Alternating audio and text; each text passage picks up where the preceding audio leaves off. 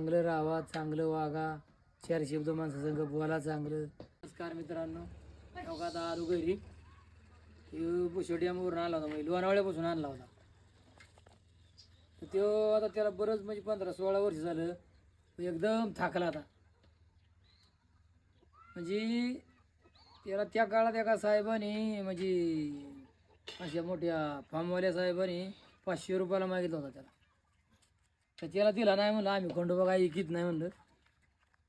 तर बघा तरुणपणी कसं आणि म्हातारपण कसंही, म्हणजे हे म्हातारपण ना हे दिवस येणार म्हणायचं आपल्याला सुद्धा. तर बुशोडियाम लोणावळ्या बसला, अशी अवस्था आहे मित्रांनो. तर तरुणपणी चांगलं राहणं गरजेचं काम आहे, कारण त्या कुत्र्याचं मला ध्यान झालं. एवढी अवस्था त्याची बघा आता बेकार झाली. म्हणजे भाकर बिकर तर फार खायना, दात पडलं त्याचं, निवार भाकर त्याला चावाना.